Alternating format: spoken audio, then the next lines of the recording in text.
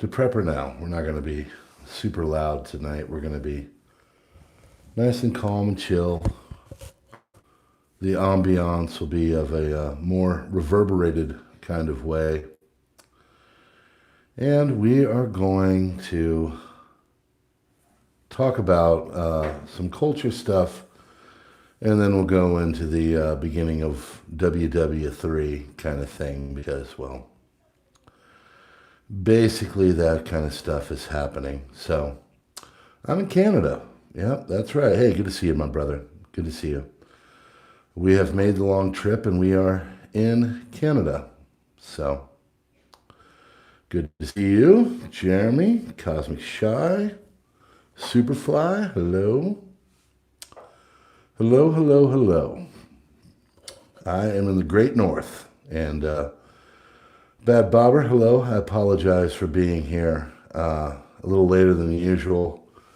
Don't have the usual screens up, so we're just going to put my man with a suit right here. And, you know, I don't know, it works for me. It's my daughter's phone. So,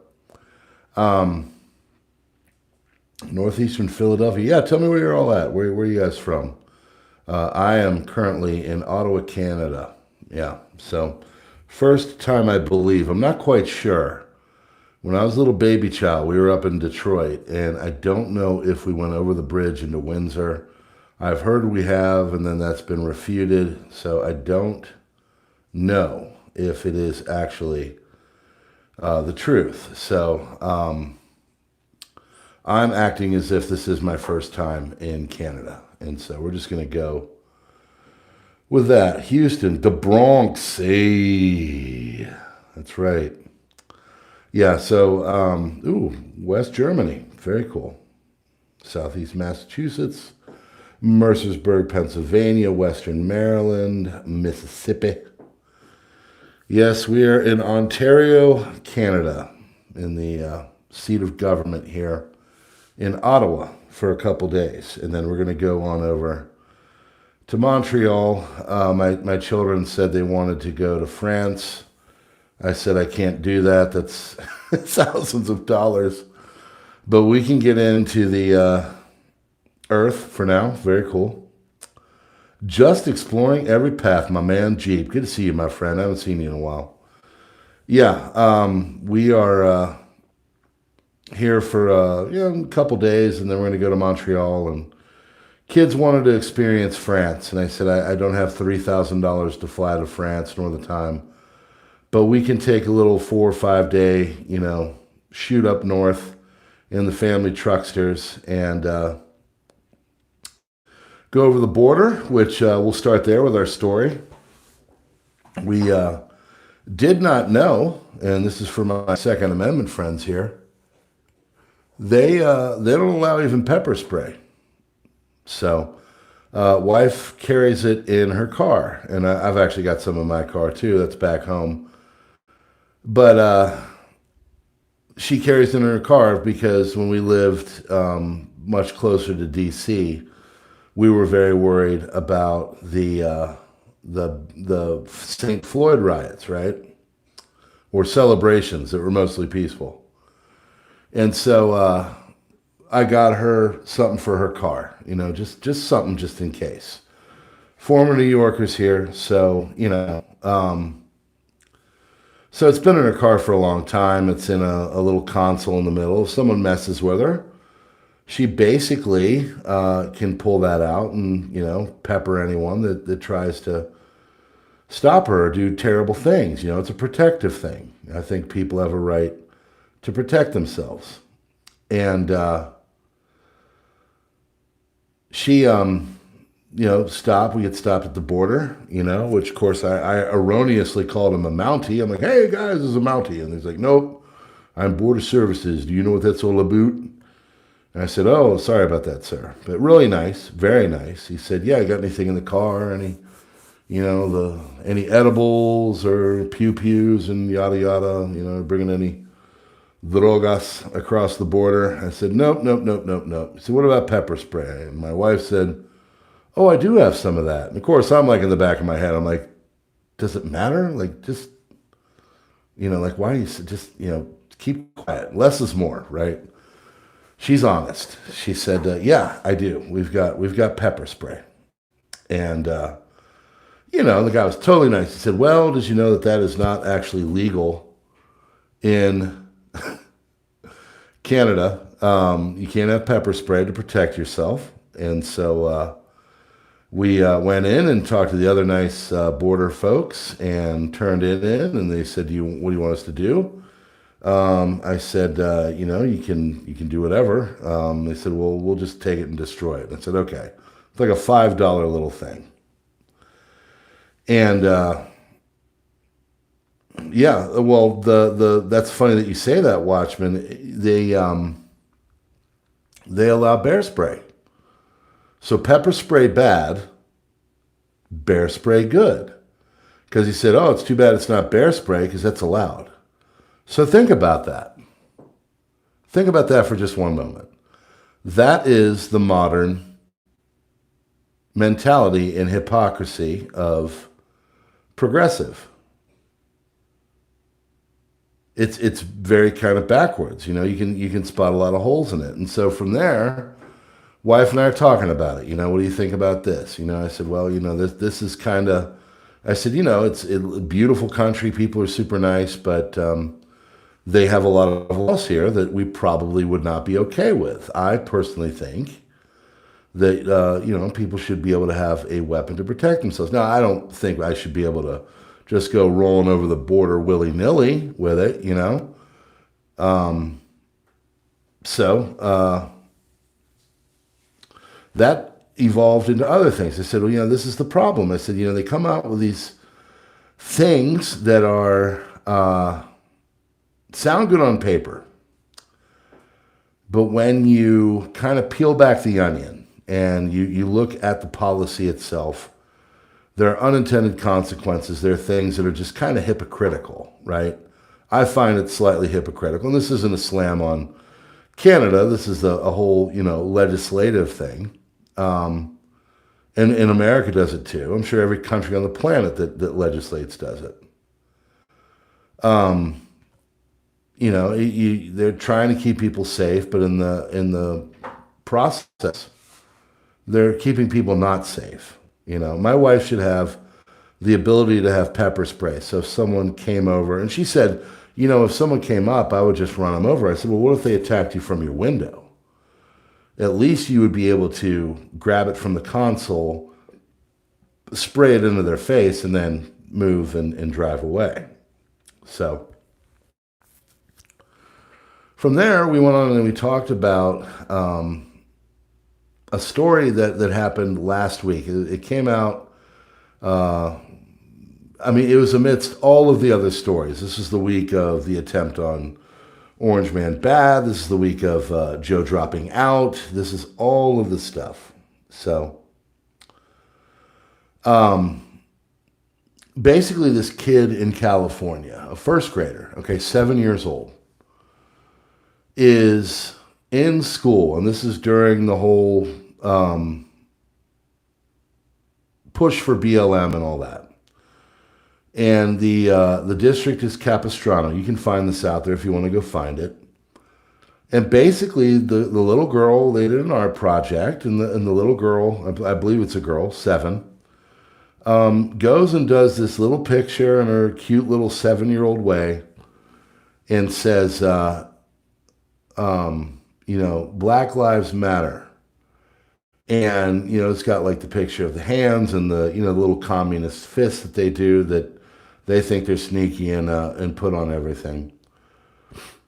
And then under it, it said something to the fact that all matter. It wasn't even like all lives matter. It was all matter. And basically what her sweet little, as they would say in the South, bless her heart, what her sweet little 7-year-old mind was trying to say is that everybody's life is worth something. And I think we all can agree with that.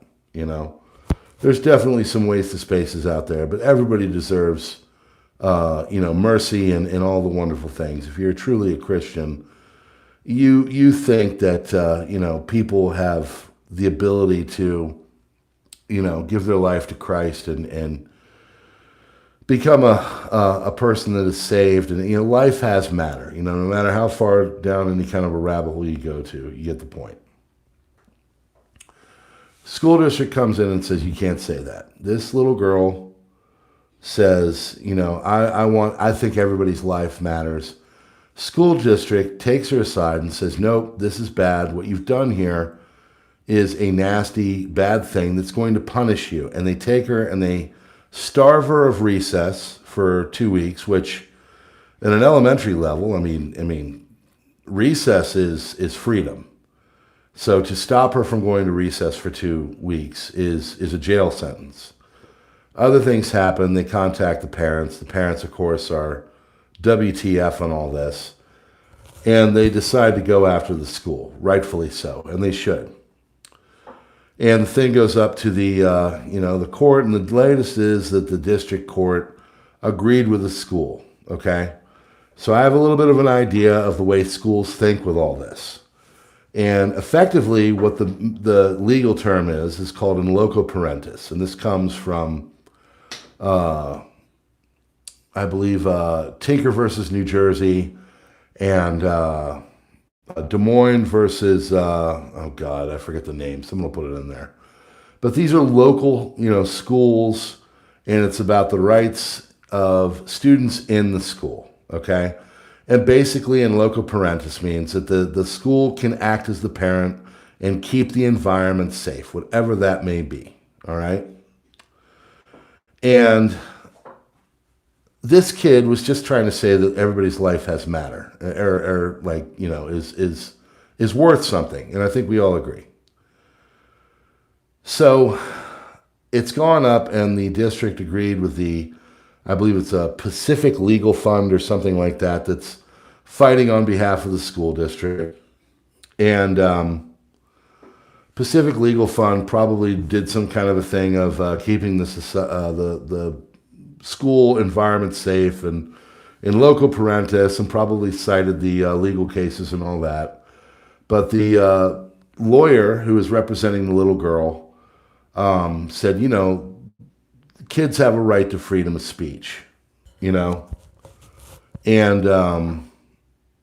said, this is a First Amendment thing. And so it's probably going to go up to the Supreme Court. And I think it should. And so what the guy is trying to say is that the kids have a right to a rudimentary First Amendment status. If you want to wear a shirt that has your favorite political person on there, okay? Let's say it's Joe Biden. Let's say it's Donald Trump, whoever. You have a right to wear that in school because that is your political freedom. That's exactly what in this country we're all hoping for. And, of course, the schools now are picking and choosing. They're saying, oh, you can't have that on your shirt because that goes against who we believe should win the election. So you need to take that off. Meanwhile, another kid down the hall in another classroom is wearing a whatever shirt that, is for the other side of the political aisle that the school agrees with. That's not fair, okay?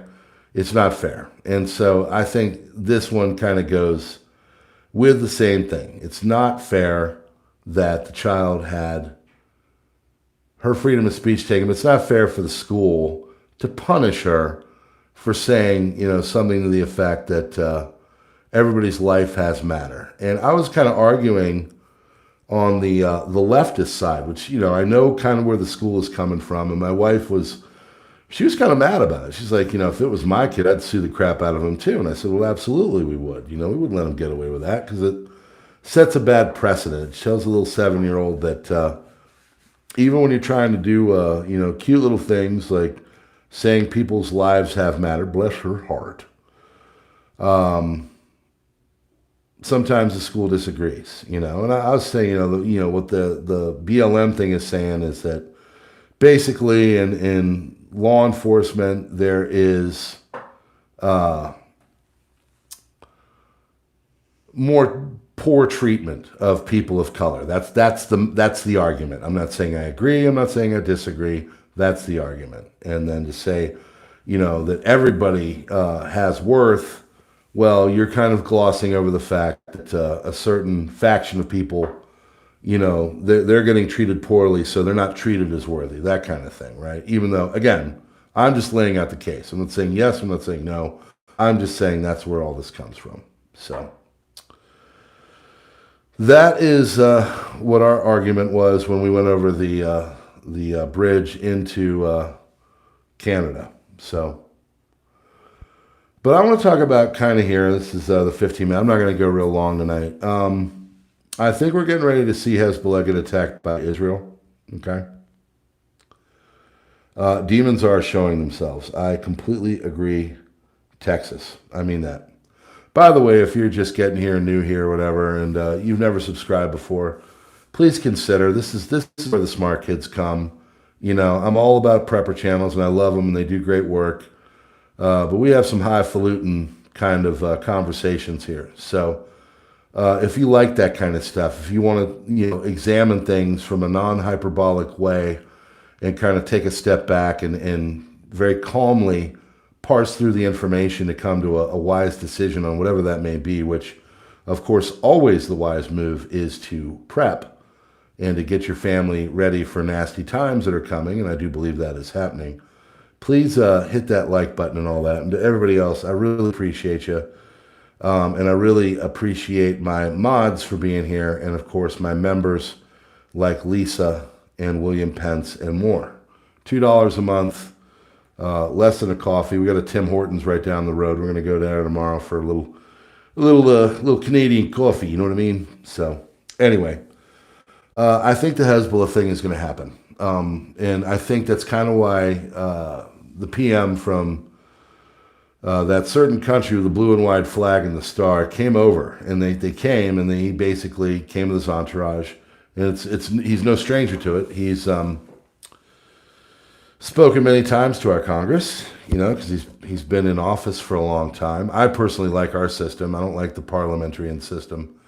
I like our system in America where, you get two terms, 8 years, regardless of how it works out. And then that's it. That's all you get. I think we need new, fresh blood. I don't think,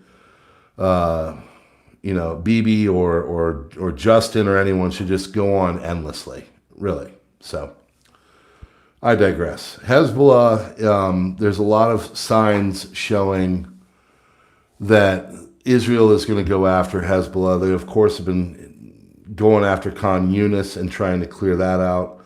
They, of course, have been going after Rafah and trying to clear that out. This is all southern Gaza where Hamas is.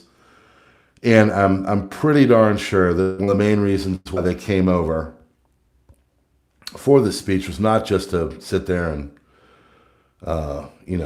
kiss butt on both sides. And he did. Bibi did a wonderful job. He was very inclusive of all sides in his butt kissing for more weapons and shipments and all that. And again, I'm not saying it's good or bad. I think the situation there is a little bit different than the situation in Eastern Europe. Both of them, if you have a clear mind and you examine both sides of the story, you can kind of see where everybody's coming from. But I think Bibi came over to beg for money, but also to say, "Hey Joe, just let you know, we're getting ready to do this thing." And the reason why I'm pretty sure on that is tomorrow, supposedly, there is going to be a call by the administration that if you are scheduled to go back to Lebanon and you are living in America, we're going to just push that off and you can hang out for a while because it seems the big nasty is about to go down. And there's been calls by countries to get out. That was pretty hot and heavy a couple weeks ago, kind of chilled out, but now it seems our State Department and more are going to go back to doing that and getting people out because Israel has taken their time to kind of cinch things up in the south. And I really think they're going to start to go for it in the north. And at that point, well, part of major talking points that Bibi was talking about was the need to stop Iran and its proxies. So I think that was a big conversation. There was an attack on Assad Air Base in western Iraq today. There was strikes and everything else, you know, it looks like it's getting close. Okay, I'm just going to say that it looks like it's getting to the point where it's about to go down, and things could go sideways here. So what does that look like for us? American support would happen, of course, because, you know, now he's come and kissed the ring and said, please help us. And our Congress will definitely do that. And then from there, the war will kick off and it'll get nasty. And at that point, my big worry is not what's going to go on over there. My big worry is what's going to go on over here. And that's why my wife was asking about the border. Like, what is it like? Do people go over? Is there, you know, she's a math mind. She's a science mind. She's not like me. I'm a history mind. I'm a geography mind. I'm a reader, you know. And I was laying out, you know, she's asking about Canada. So, you know, you got 10 provinces, and they're kind of north to south. And you got the Northwest Territories, Yukon, New Brunswick, Prince George Island, and all that. And I was naming the capitals, you know, because I learned up and studied it. I like to know this stuff. And she was talking about, you know, how do people get over? Like, could you go new neighbor style to the Great North? And I said, yeah, you know, you'd have to start kind of in the Minnesota area, because on the central to eastern side, you've got St. Lawrence River, and then, of course, the Great Lakes. So you'd want to go, like, you know, north of Minnesota to the west and go into Alberta. And, you know, honestly, if I were escaping to the Great North, I would probably choose Alberta. But, and I was talking about Danielle Smith, I believe her name is, the you know, governor or whatever of that province, and kind of things like that. But it looks like people coming over the border, you know, I said, you know, that's kind of a problem because we don't know who's coming.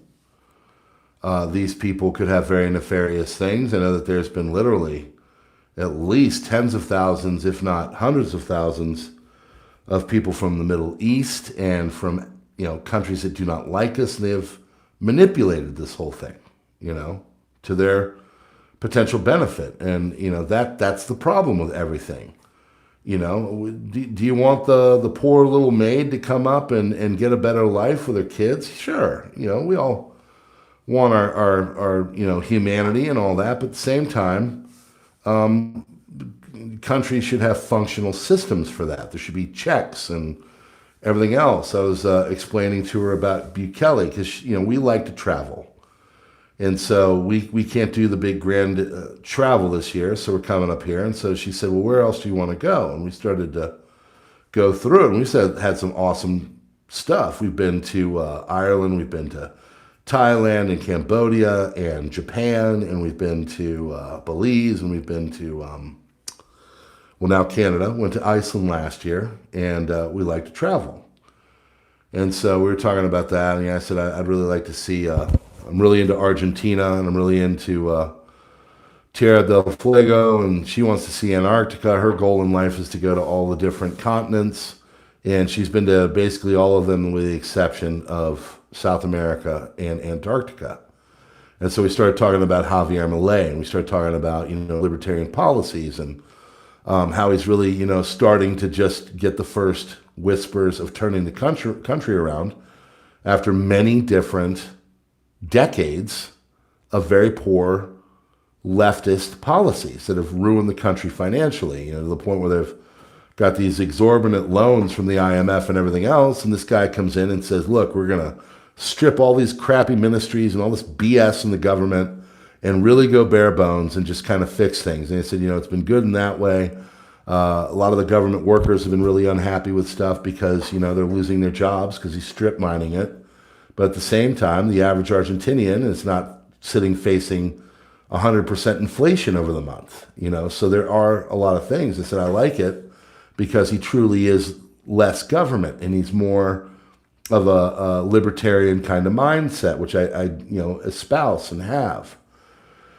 And then we started talking about Bukele in El Salvador and what he's done. And we went back then, you know, he came in, and in 2022, he starts to sweep and take all these, you know, horrible gang members off the streets, and it's all wonderful, but there's the unintended consequences of people's children getting swept up and being accused of being members of these gangs when they might not be. It's not a lot of them, but it's enough to be concerned. And B. Kelly, if you know the story, because we were looking through it and I was talking about it, he went and did emergency powers and all that. So there's things that you can do to make your country better.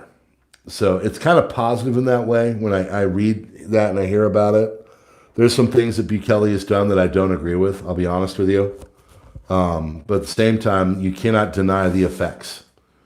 There's things that Javier Milei has done that I do not agree with, but at the same time, you cannot deny the effects. These guys are putting in kind of policies, albeit sometimes with a fist instead of a pen, but they are changing things for the better for their societies. And I think there's a lot to be learned here in America.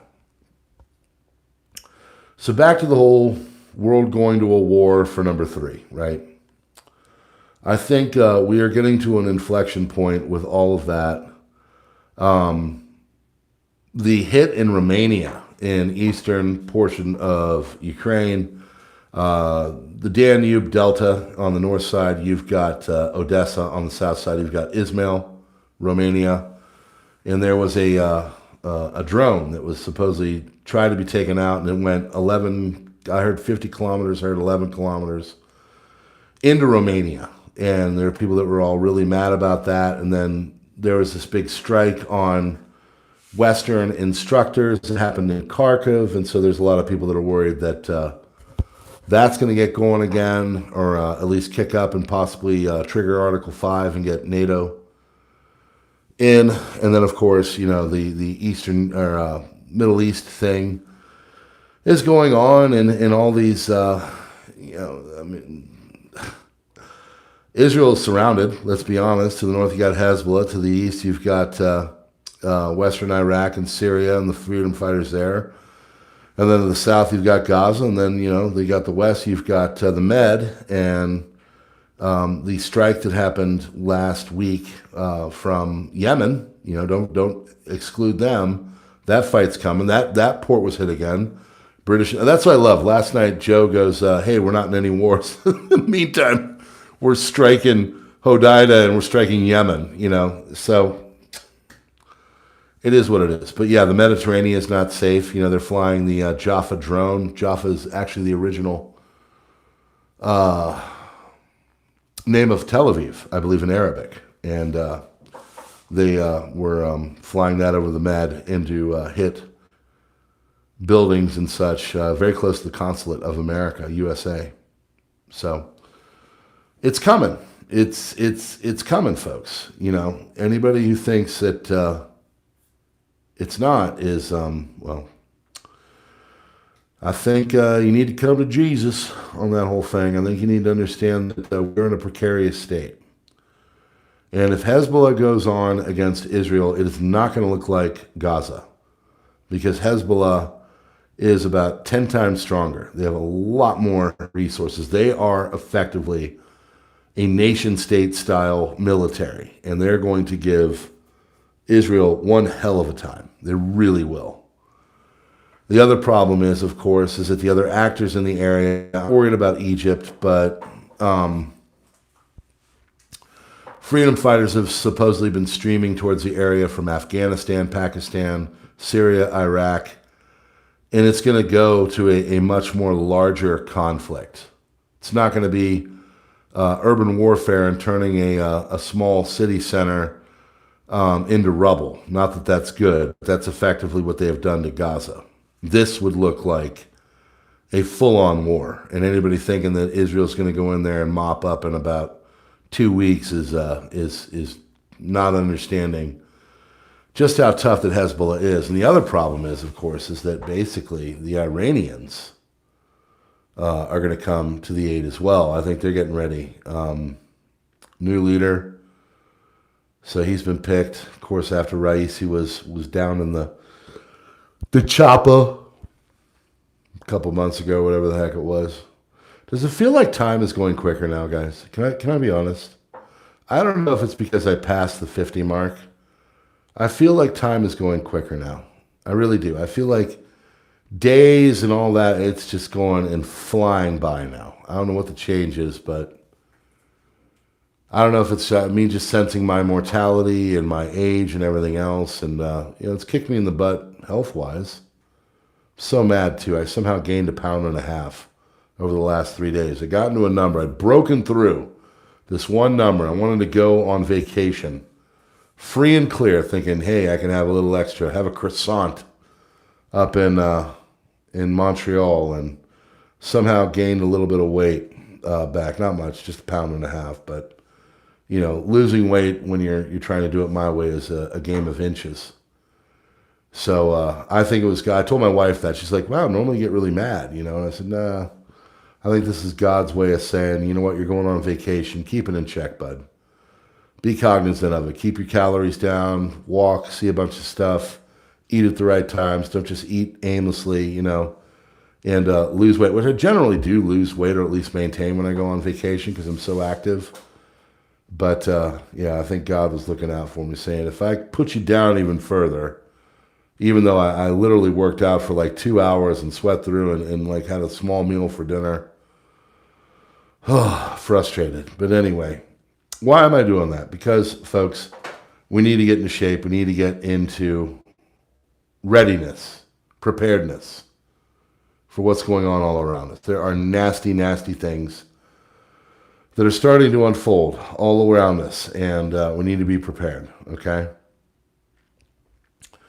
Global conflict comes, it's going to be a disruption to supply chains, it's going to be a disruption to services, choices will get less, you'll see meatless Mondays again, Taco Tuesdays, and every other kind of thing as they try to deal with, the effects of the war effort. So I hope it doesn't go there, but I do think in the next few years, we're going to ramp up that way. It's looking like it, at least in the Middle East. And then from there, who knows?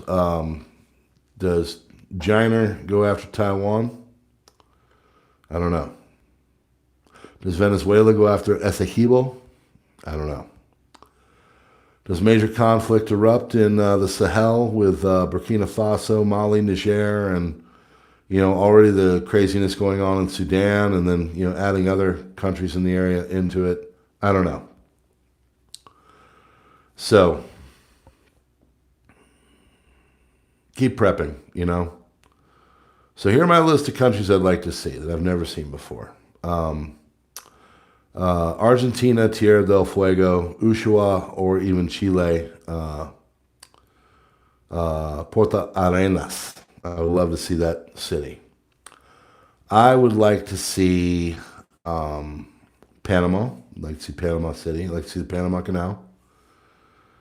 I would like to see Vancouver. I'm going through the North Americas. This is in no certain order. I would like to see, of course, Antarctica and the Shetland Islands. I would like to see Botswana and Victoria Falls in Africa. I would like to see the Maldives. I would like to see New Zealand. And not like the big cities, but like the mountains and the areas there. I'd like to see Australia. Love to see the Outback. Visit Labby. How you doing? I would like to see Korea. I'd like to see them. South. I'd do Pyongyang if it was safe. Yeah, I think that's the list right there.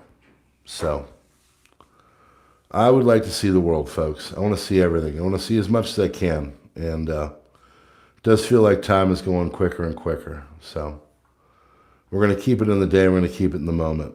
So congratulations on being 40, Lisa. I liked being 40. It was a good year.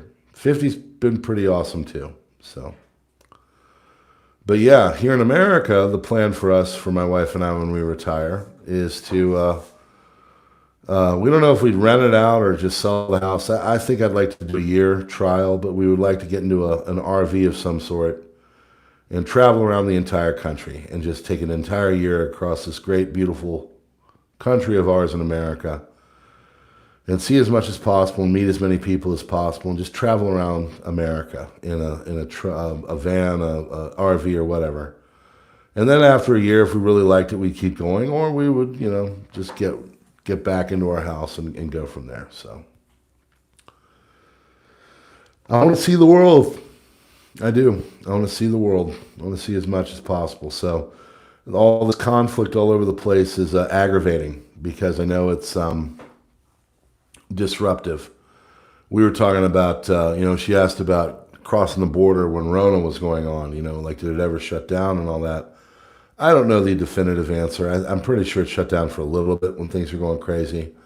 But I know that you had to have a certain status to come over at one point, or at least alert the authorities to that and all that.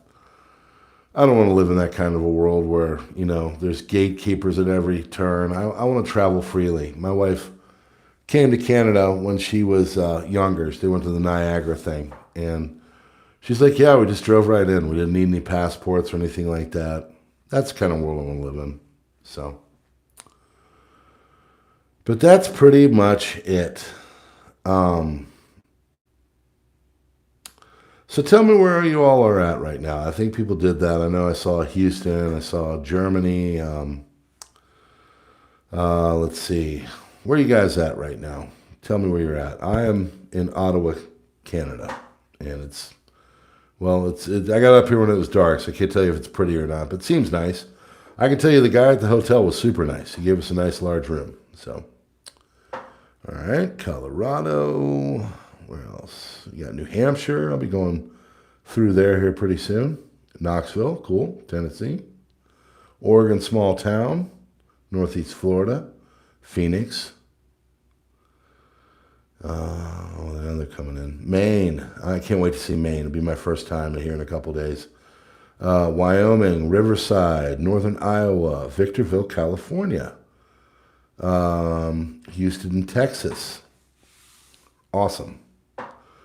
Southeast Massachusetts. Very cool. We used to live in the Northeast up north of the city in New York. And we're going to go down and show our kids the area, too, if we get time. Minneapolis, near Winnipeg. Cool. Yeah. So. All right, folks. That's actually longer than I thought I was going to do. So I just want to kind of talk about it. You're probably going to see some fireworks and BS happen in the Middle East. And then at that point, gas is going to go gangbusters. That's why we were on the fence this whole trip. We're like, should we do it? Should we not? We booked stuff, but I had a cancellation date. Had to pay a little extra for it, whatever. And we almost didn't do it. About 4 days ago, we were like, I don't know. It's kind of getting crazy out there. And my kids, they want to see a French culture. So we said, screw it, let's do it. And here we are, Canada. Oh, Canada. So, to all my Canadians, thank you. Thank you all. Friends, keep prepping. Keep doing the good things. Every life does have worth, so treat it as such. But if someone were to possibly try to harm you, you also have the right to protect yourself, whether that's with pepper spray or a pew-pew. So you do you. But I appreciate all of you. As always, consider being a member here. Or, of course, I'm just glad you're here. Highland Huskies, Lisa, thanks for being a member. Nose Picking, Mama Sita, thank you so much for being mods. And, I appreciate all of you. Friends, God bless you all. Thank you so much. And we will see you on the next one. I don't know how tomorrow's going to look. It'll probably be back-to-back live streams here with the crisis report and then, of course, with PrepperNow. So, but I'll probably live stream. I've got everything I need here. So I really appreciate it. Hit that like button. Do the subscribe thing if you're new here. Leave a comment. And, of course, thank you very much. We'll see you on the next one.